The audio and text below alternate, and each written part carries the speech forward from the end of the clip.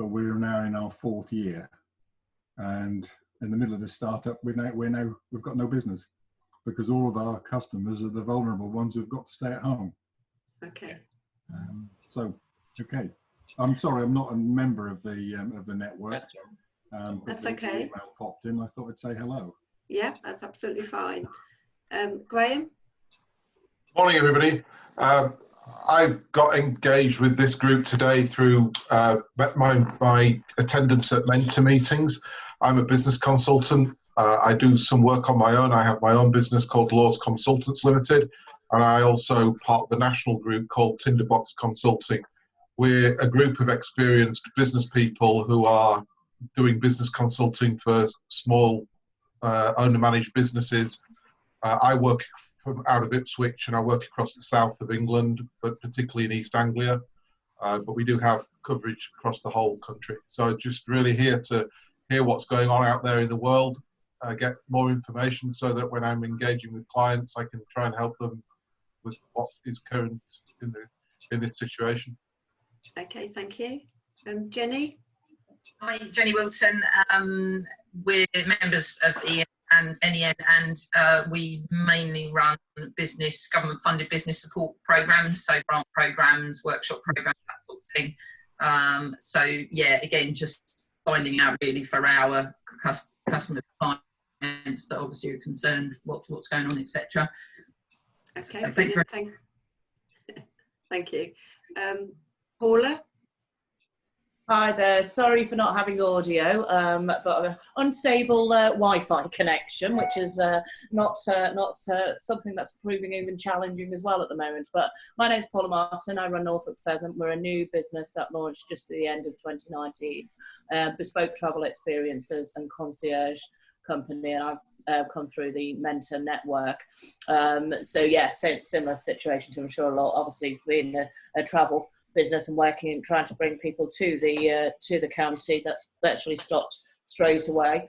My other businesses, which I've run for a number of years, is commercial representation, and that's predominantly with Spanish companies. So obviously in a similar situation with regards to what's happening with them. So yeah, just really, good to connect and see what else is happening and what else people are being able to focus on in terms of getting support through this difficult time.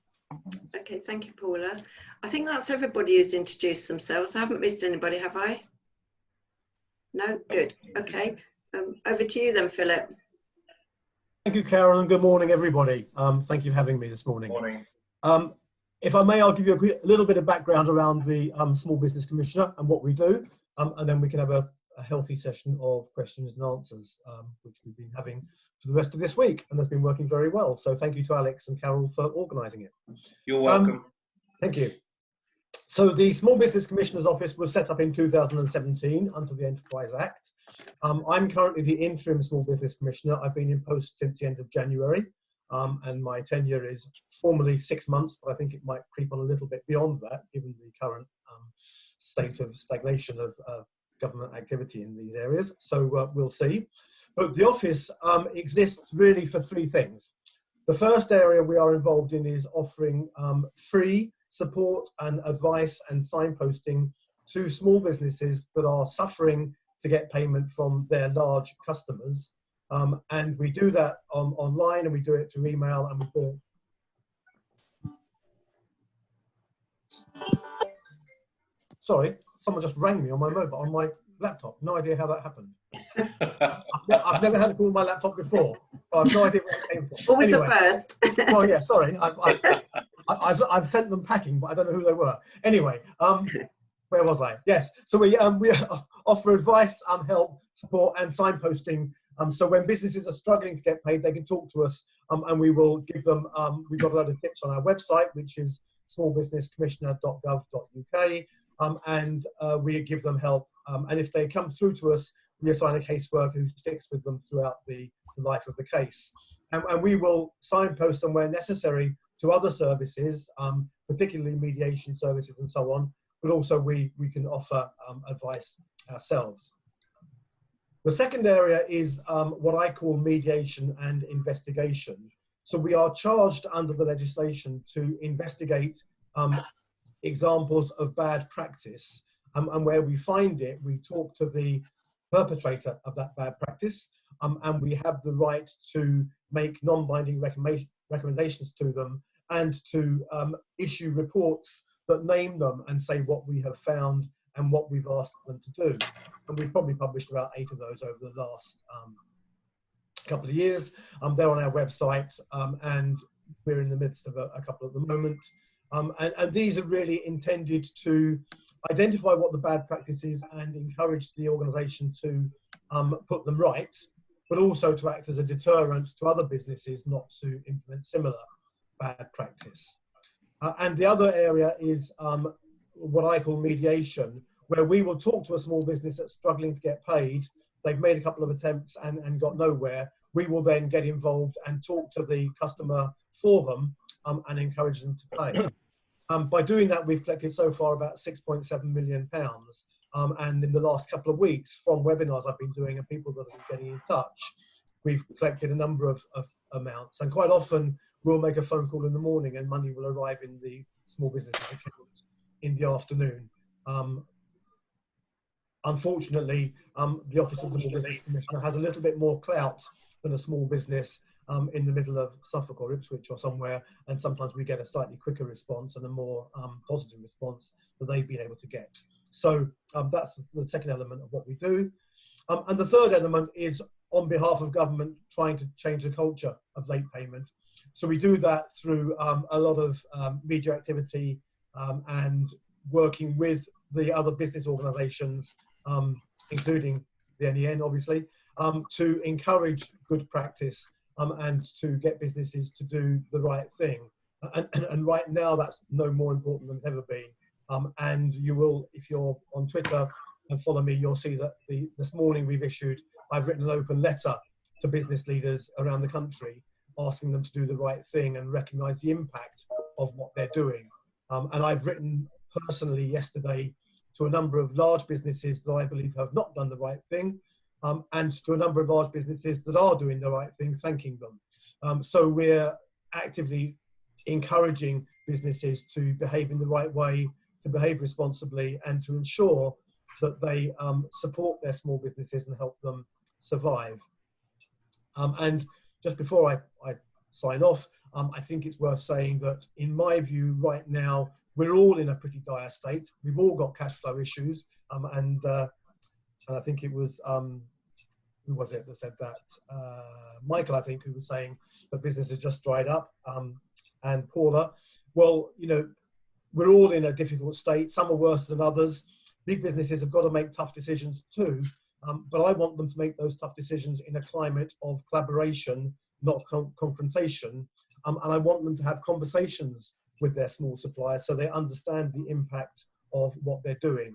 And being specific about that, a big business might delay payments to suppliers and improve its cash flow or sustain its cash flow by £10 million. £20,000 of that 10 million might make a real difference to a few small businesses. And I want them to think about that and see whether they can't make some exceptions and just be more supportive. I think that's me, Carol. So over to you. Right. So if we open the floor, if anybody would like to indicate if they'd like to ask a question.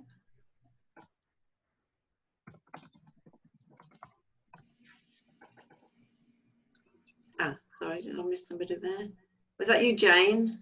Yeah, sorry, I didn't raise my hand electronically, but just to say, I think that's really encouraging actually, and to know that there's that backup there.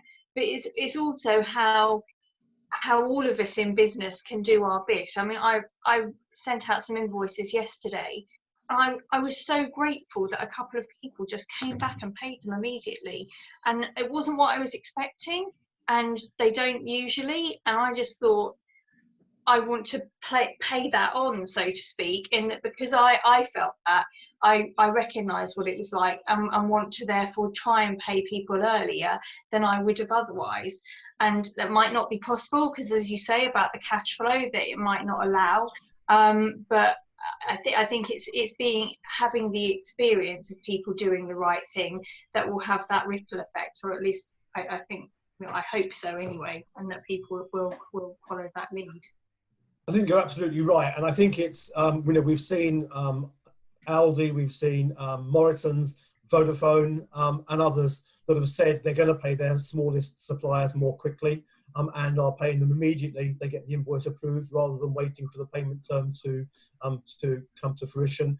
And I think that's a really good thing to do. And actually, for a big business, the impact of doing that to their smallest suppliers is pretty insignificant in the overall scheme of things, but it makes such a difference. And that's why I've written to them and just said thank you on behalf of small businesses, because I think if we could get more showing that sort of leadership, then we'd be in a much better place. And over the next couple of weeks and months, we really need to see this sort of collaboration and cooperation going on. Okay. Despina, did you want to ask a question? Yeah, I do.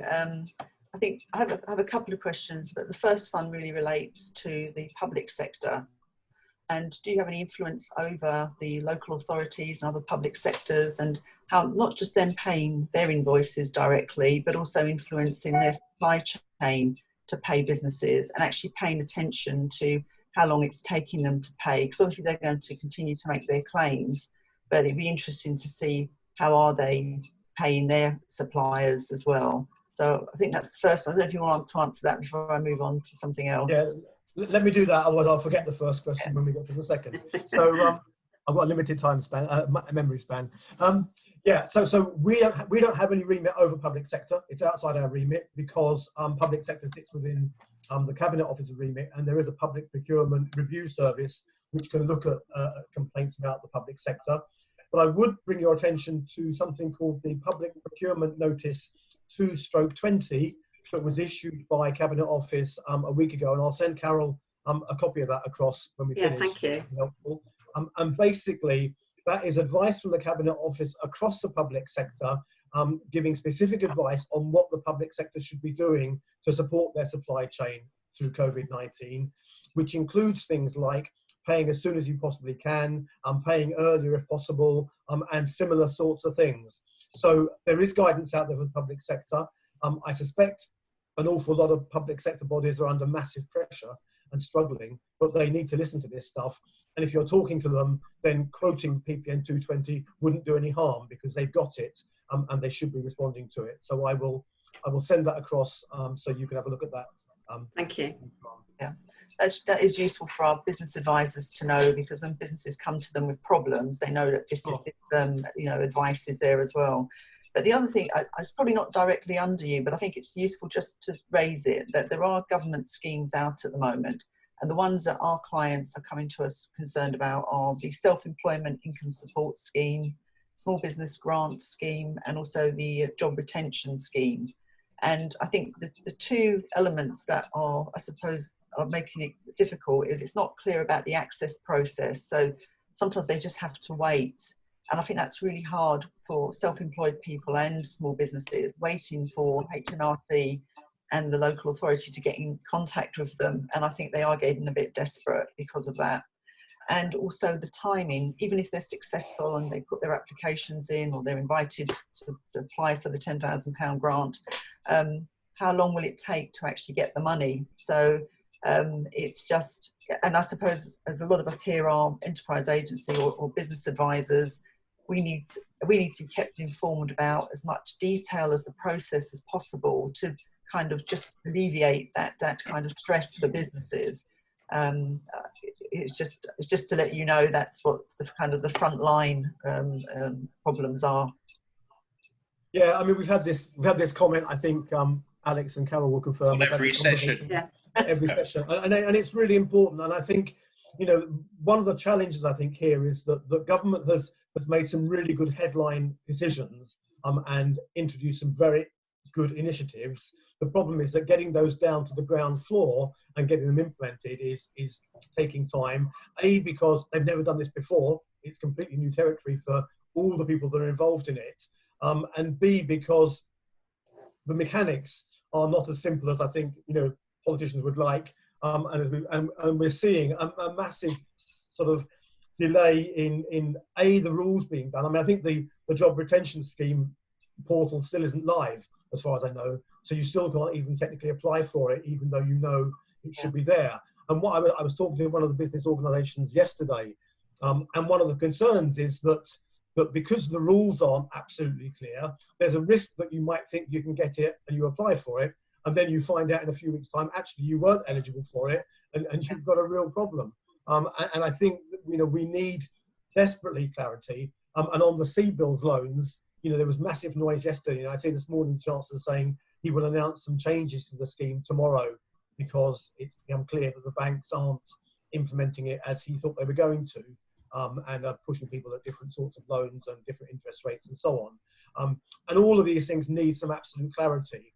And I think it's regrettable that we're not, ahead of where we need to be. And I recognise that for a small business, they really don't want to know that they're going to find out in a fortnight. They want to know now, and they want some money now, by the way, as well.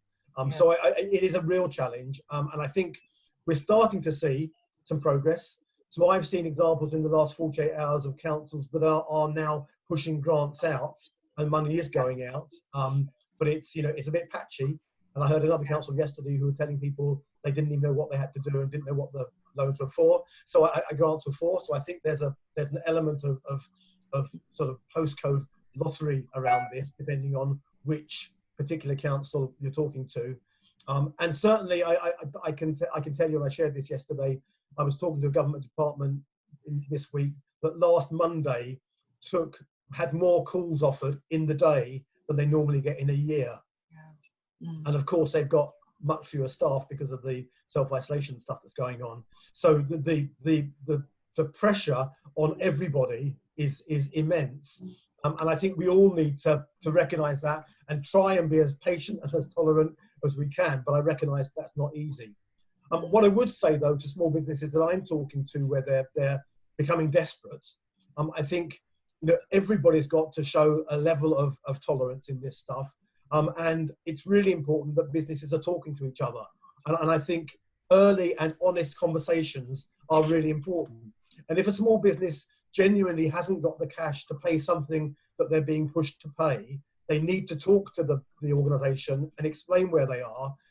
And I shudder, I wouldn't even then say all, but I hope a lot of organisations will recognise where we are in the world and what the issues are, and will show some tolerance and some forbearance, recognising that this stuff is coming through and it's taking time. And we're all in the same boat. For big businesses that are looking for grants, they're having to wait too, and we're all in this together. And I think in one sense, that makes it slightly easier. It's not one business suffering a massive problem that other people won't understand, because we're all suffering in the same way. And I think we just have to encourage across the business community, and people like enterprise networks have got a really strong place to play in this, where we can encourage businesses and organisations and public sector all to do as much as they can positively, and to do as much as they can in terms of flexibility in listening and recognising the needs of all of those around them, above and below them in the supply chain. Can I have one last question, or am I? Is that okay? Yeah. It's only a quick one, really. It's about the small business grant, that they have to be on the non-domestic rates payer, business rates payer register to be contacted about that. And I think there's a lot of licensees and people on small leases that aren't actually named as the business rate payer, that think they really feel that that's unfair. So I know that this has been flagged up before, but I wondered if there was any response or any hope for them. Yeah, okay, so it's a short question. I'll try and keep the answer short as well, but I tend to get a bit verbose, so I'll try and contain myself. Yeah, I mean, this has come up every morning this week, and clearly if you're not the rate payer, then you don't benefit from the grant, and that seems to be an anomaly, which is a bit unfair. I've had that specifically raised by people earlier on the week on these calls, and I've shared those concerns with policy people in government. I'm not on the pay grade where I make the decisions, and I don't have a lot of influence, but I do think the more people that flag this stuff up to government, the more likely they are to read it. There are an army of special advisors and policy people that are looking at all of these things. And what we are seeing, and I think it's encouraging, is the schemes being tweaked as days go by. So, Rishi changing the bank rules, you know, and that he's going to announce it tomorrow, is an indication that government is listening to some of the concerns that are being raised. And I think the challenge we have is that these schemes have been sort of developed and are being implemented, and it's only when you start to run them out that you see what is right about them and what's wrong and where the gaps are. And from these calls this week, I've put 4 or 5 examples of things into government that I know people have raised and are concerned about, and the rates one is one of the key ones. So I put it in there. I hope it's being read. I hope it's being listened to. But I know, I'm pretty certain Alex has put something in as well. And I think that the more organisations that can do that, the more likely it is that it will get understood and responded to. Yeah, that's good. Thank you.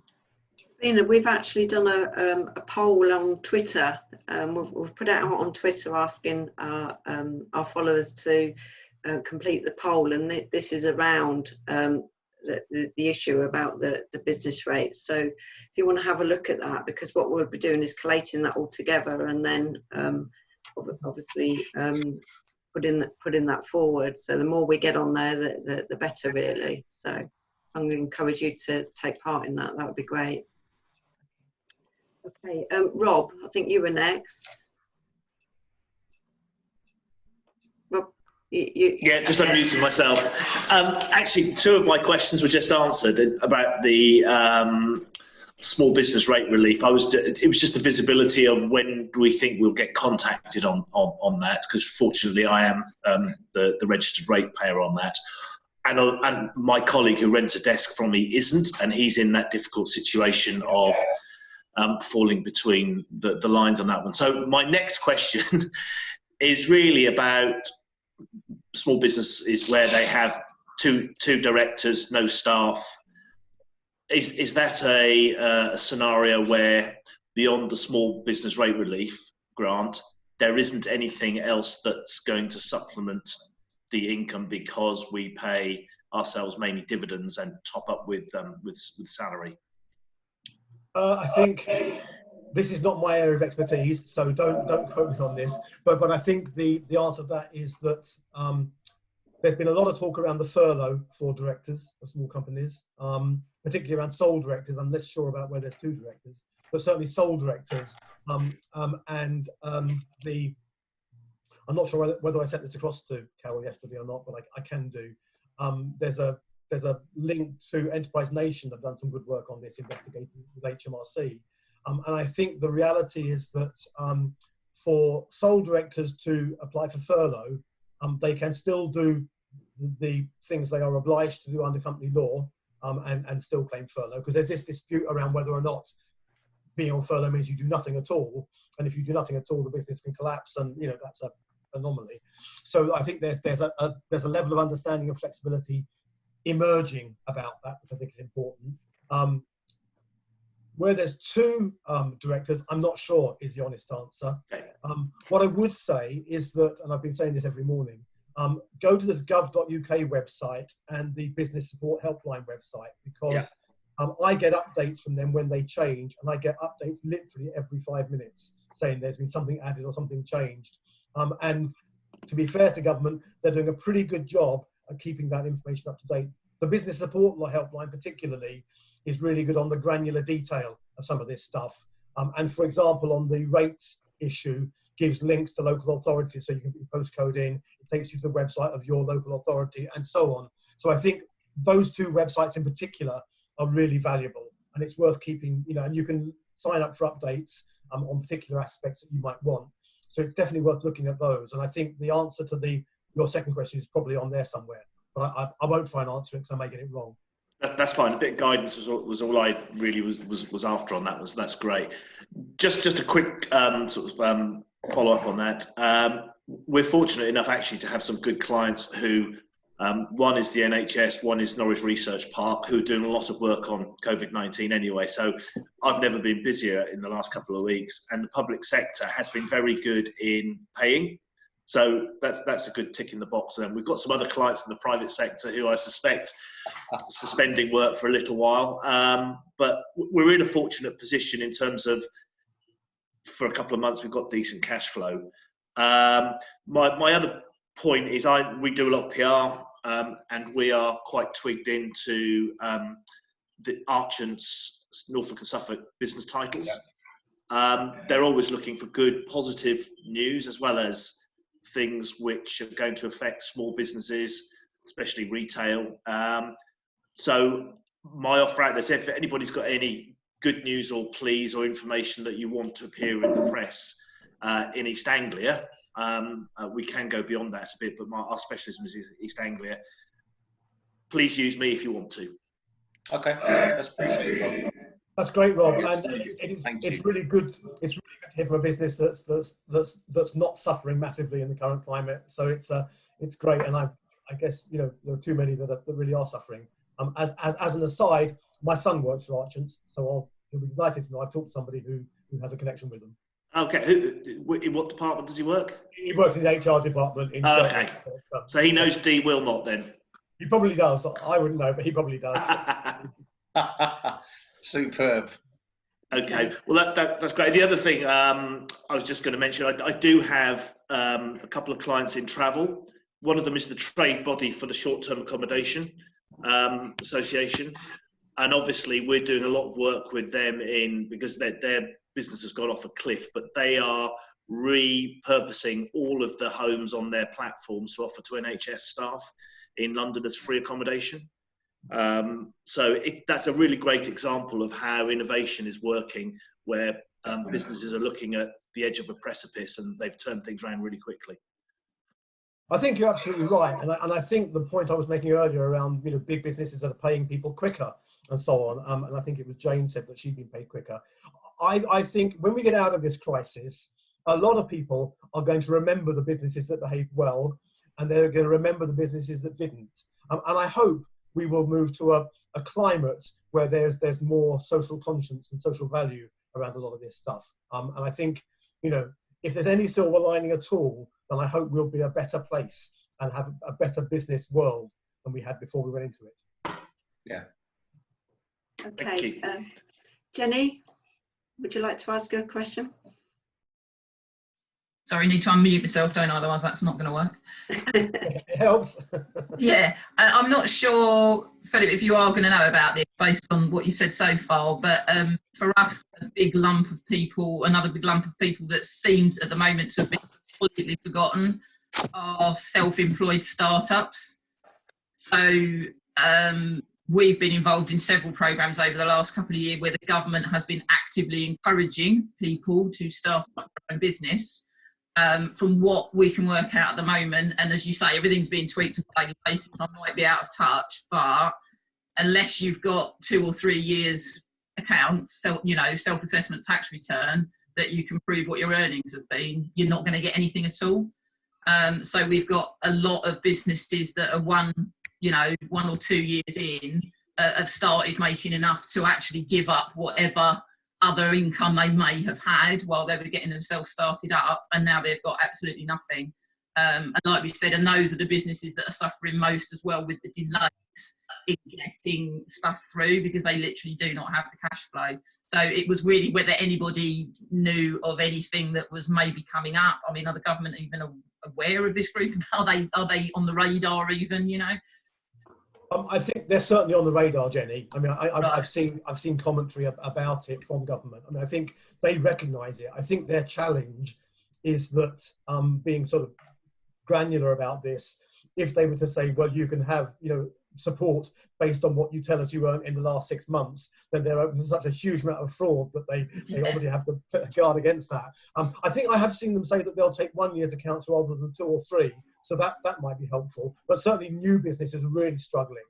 And I think the reality is that in those cases, universal credit is probably about the only route they've got.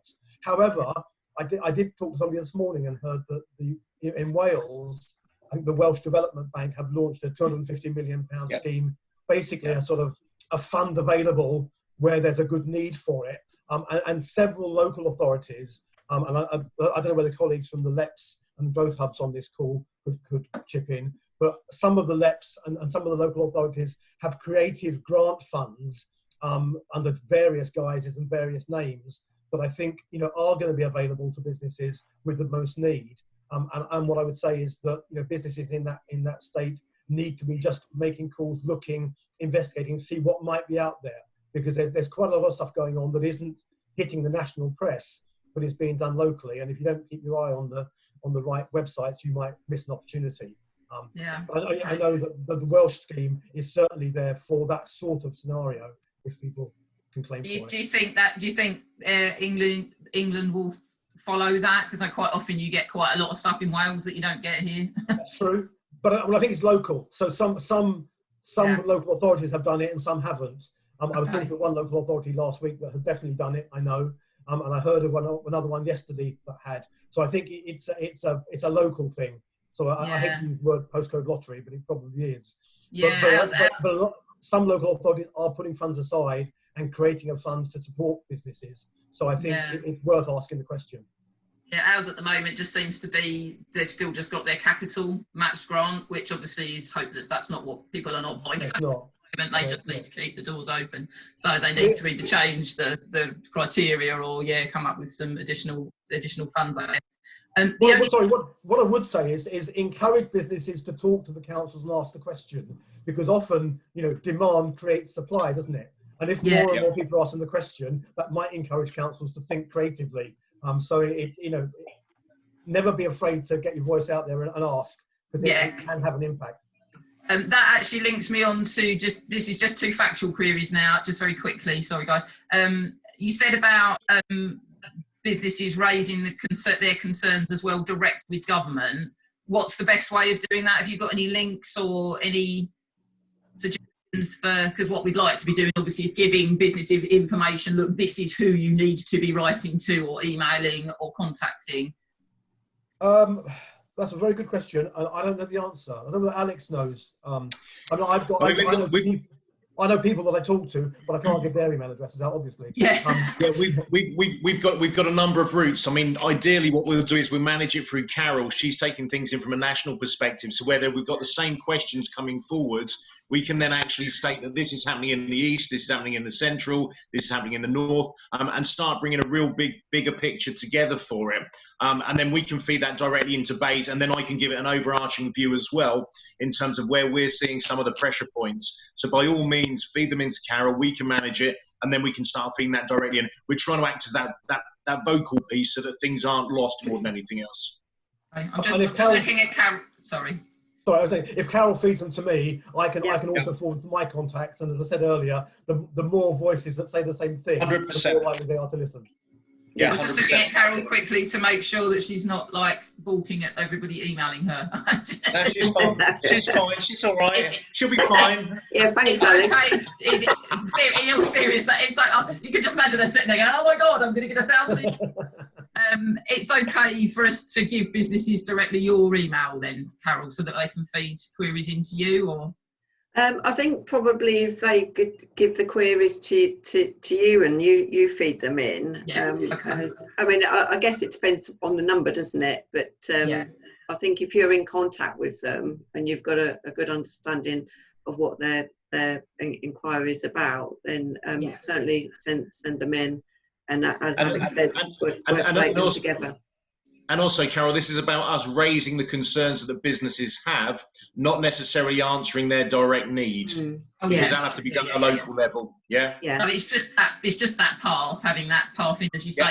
The more individuals that raise these issues, as Philip quite rightly said, the more likely the tweets go in that direction. And the other thing was what I was going to say was what's quite interesting is there's a number of surveys which are out there in terms of petitions and things from the self-employed.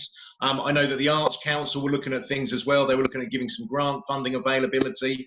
The other interesting areas you may want to look at as well is Facebook have got funds which have been just put out there as well to support people in promotion and activities.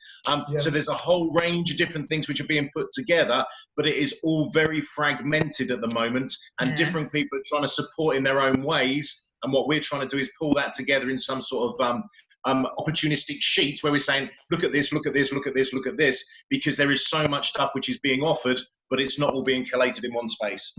Yeah, okay, cool. The other thing, query was, Philip, you mentioned a business support website. I'm not familiar with that. What is? Businesssupport.gov.uk It's Right. it's a relatively new one that's been created by government to sort of sit behind gov.uk, but it tends to have more granular details about some of this stuff. So I think if you go to gov.uk and it says what should you do in coronavirus towards the top right, that then goes down to a whole list of things around businesses and finance and health and various things. Look at the businesses bit. But if you go to businesssupport.gov.uk, there's quite a lot of detailed stuff on there, which is helpful. And I'm pretty certain that's where the links to the local authorities and stuff is. So that's brilliant. Thank you very much indeed. Jenny, it's also on our website as well. We've got the links on there. So if it's easy for you to go through our website, then we've got the links on there. Okay. I will mute myself again. Thank you very much. Okay. Michael, you've got your hand up. Yes. My query, well, it's really understanding the kind of business I have. We don't pay ourselves PAYE. We take drawings partly against our original investments in the business. And I don't actually know whether I've caught that up and I'm now taking money out of the business. Anyway, that's all gone flat. I've got problems with banks, both the business banks and the and personal ones. Like a lot of small businesses, I guess, we run up credit cards as well at various points. I don't know whether I can get. I don't actually know whether I apply for a business loan or whether I rate as self-employed. So I apply for that one. It's very, very, very difficult at the moment for us. When we're even in rent arrears at the moment. So we haven't got business premises because of what we do, which is fortunate. But at the moment we've just mothballed our vehicle and we're waiting this thing out. But I mean, how I'm going to survive for a year or 2 years through all this lot, I've no idea. I don't. Michael, I mean, you're probably sort of the worst example, aren't you? Of sorry, not the worst example. You're an example of the worst circumstances. Let me rephrase that. You know what I mean? And I think it is really tough for people like you. All I would say is that I've seen some stuff this morning where the FCA have gone out to the banks and talked to them about credit cards and stuff. And I see the Times is carrying a piece this morning saying that the FCA is leaning on banks to not charge interest on defaults, not to register defaults with credit reference agencies to impact credit scores, and to do a number of things which are sort of demonstrating forbearance. And I think it's important that we see the banks do that. And I think my earlier point remains, which is it's really important to have conversations with people, honest conversations, at an early stage. So if I was in your position and I was recognizing that I was going to be struggling to paying some stuff that I would normally pay quite normally, have conversations and make sure people understand what your position is. Ideally get them to confirm it in writing, so you've got something in writing if anything goes on later on where they sort of backtrack. But I think we're going to see an awful lot of forbearance coming through because businesses are going to have to. And my example, particularly with these sort of calls, is with people with rent arrears and so on. A landlord has a choice of showing no flexibility on rent and having no client at the end of it, no tenant at the end of it, or he has the choice of being a bit more sort of forbearing and having a tenant at the end, having been flexible through over the next 3 or 4 months. And I think most landlords, when they sit down and think about it rationally, will recognise that a bit of tolerance and a tenant at the end is the better of the two options. So I would hope that we'll see forbearance, but my advice is talk to the organisations involved as early as you can. I think the one thing we shouldn't do in this state is bury our heads in the sand, because it ain't going to go away. So, the sooner we talk to people, the better. Okay, lovely. Thanks. Also, Michael, just to add, if you need information around finance and opportunities, you're more than welcome to contact one of our advisors, and that's Pauline at mentor.org.uk. Sorry, what was the name again, Paul? It's Pauline, and then it's at mentor, MENTA.org.uk. there's a number of packages which are out there which she's familiar with, which may offer you some assistance. Okay. Thanks very much. Thanks. You're welcome. Okay. Jen?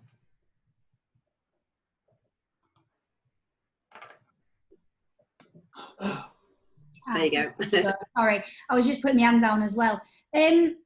Just a couple of things really. A lot of it's already been discussed. I think this is more of a comment just to put it out there.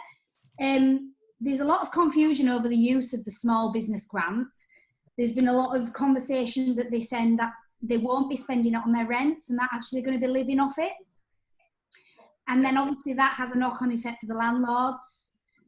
We have 60 tenants. 85% of them should be eligible for that grant, and probably half of them have said they're not going to pay us. We also have one managed workspace where those tenants can't get the grant, and we can't even get the grant because our rateable value is over the allowed. And then there's also a lot of conversations from rent-a-chairs, beauticians who are renting space within, that they're not even getting any leeway on their rents to their salon owner when they're meant to be getting the grant, which seems really unfair for small businesses. But I don't think anything necessarily can be done. I just think that maybe there should be some communication with regards to the expectation of what that grant should be spent on. I think that's a really valid point. And interestingly, I saw, I was talking to somebody yesterday about an example where one of the pub chains is trying to get the grants direct to them rather than to their tenants, so that they get the benefit and the tenant doesn't. And there's a sort of campaign going on with Treasury to stop that happening. I mean, all of these things are going to be exploited and abused, and people are going to miss the opportunity they should have. I think we have to just make sure all this stuff gets brought to the attention of policy people so that they understand the risks, and try and close the gaps as they open up. And every week we're going to see more and more, gaps opening up, aren't we? And certainly that bit where, licensees and beauticians and so on are caught in the middle is really difficult. And I think that's where we need, the local authorities might be able to help in some cases with their loans and so on. And we just need to keep pressure on government to understand what all these implications are. But there's no answer at the moment. I think you're right. Yeah. Have you heard any communication with regards to anything that might be being discussed regarding charities and what they can access?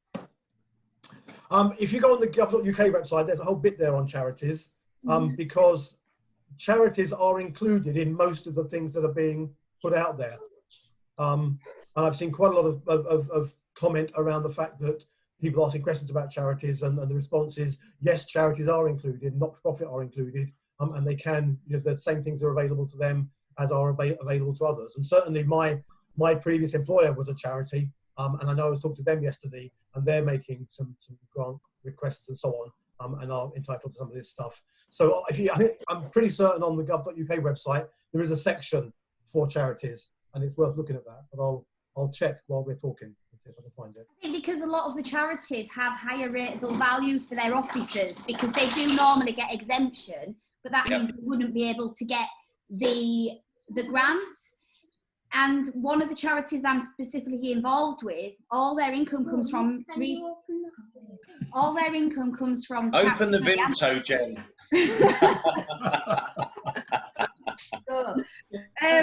All their income comes from the charity shops. Now, obviously, the charity shops are closed. Shut. Yeah. There's confusion over, there's got multiple charity shops. Is it just one grant, or would they get one per shop? And then the office block, which keeps sort of the head office staff running, they've got literally 2 months of reserves because they've got no income coming in to pay them staff. So the grants would be vital for them.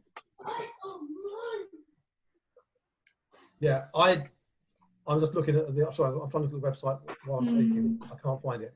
I'll have a look, and I'll try and send the link across to Carol, if I may.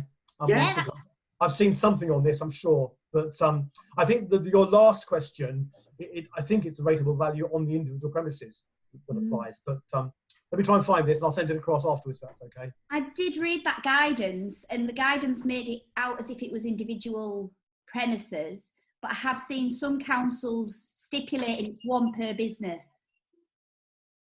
So I don't know if there's councils differ, and our council haven't released anything as of yet, so we're still waiting to know what their take on is it. Yeah, I think councils, like everybody else, are struggling to understand what the rules are, frankly. Yeah. And I've looked at 3 or 4 councils in the last 24 hours and seen very differing interpretation of what they're offering. And I think, you know, they're trying to understand what they've got to do in the same way as everybody else is. And I think, you know, again, these things will gradually iron out.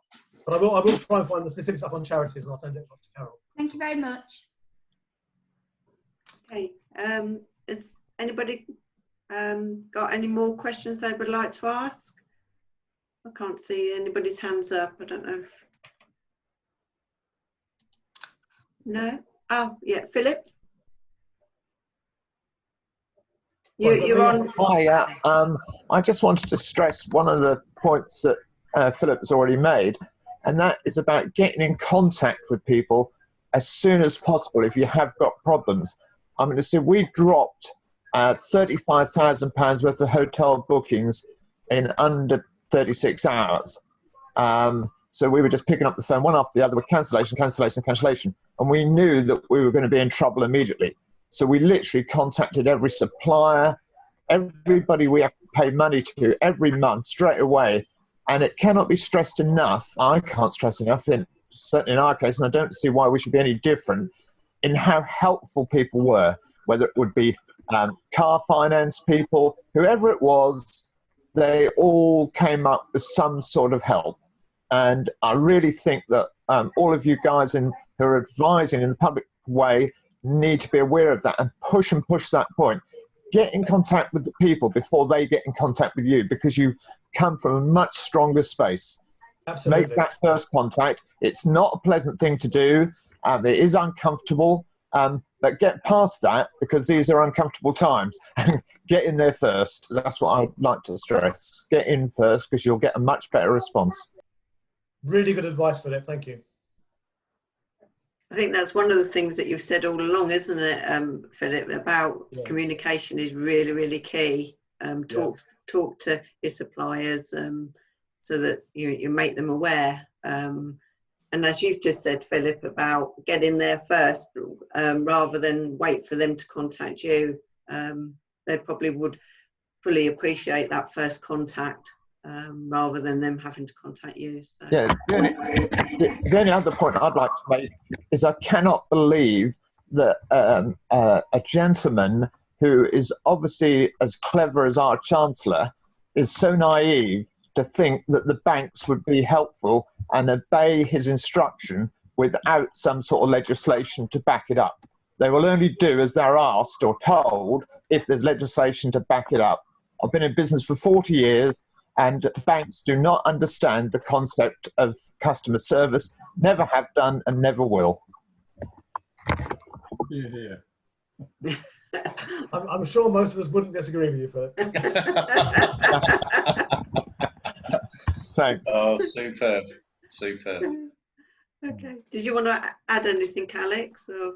No, I think we've covered everything. I mean, from my perspective, I'm working with a lot of local authorities. A lot of them are having very quick crisis meetings to look at how they're supporting things. And yes, Jen, your point around hairdressers, renting chairs, around massage, around all of the beauticians and all of those sorts of things. There's a massive service sector out there which aren't necessarily getting the direct support that they need. They're trying to look at that at a local authority level.